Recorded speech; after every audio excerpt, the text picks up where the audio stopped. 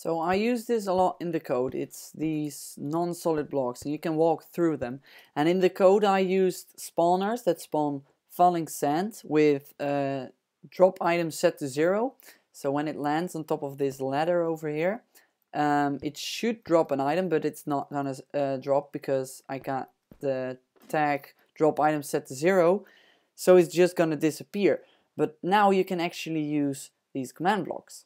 And as you can see, I've got the TileID and drop item set to 0 and time to 1.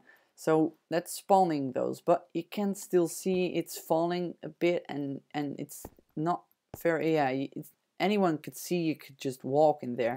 So, well, that's why the ladder is there, because if I use a torch, you can see it. It's even worse. So yeah, to fix that, you can actually also use this. Just use TileID and then just remove the drop item tag and time tag, because like this, it will despawn immediately because it doesn't have the time tag. Though if you want it to appear frozen even more, you should use this one. As you can see up here, it just doesn't move at all. So yeah, that's really cool. I used motion and set the Y value to 0.04. That's going to make it move up a bit, but because of the gravity it's going to fall down, and that's going to make it appear frozen. The only thing you can see why it's that it's a non-solid block is because of the lighting. If you don't want that, you should place it, well, right here or in the floor, for example. So if you fall in there, so yeah, that could be a nice trap. Though these are a bit more different clocks. You can't just use a comparator clock like this, because as you can see, it will start flickering.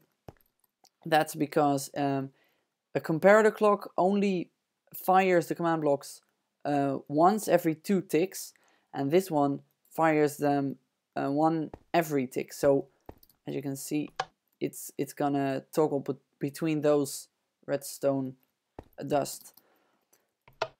So yeah, let me show you how you can build this clock. It's very easy actually, but the powering is a bit tricky. So just place these repeaters here and place some blocks above them. Then use this redstone torch to lock the repeaters, and use redstone and a lever to depower both of them. And now you just got to power this clock here, so you can stop the clock and start it again. And then just place the command blocks like this and just make sure they both have the same command. So like this, for example. And now, as you can see, it's spawning FallingSand. So yeah, that's it. I hope you guys learned something, and thanks for watching.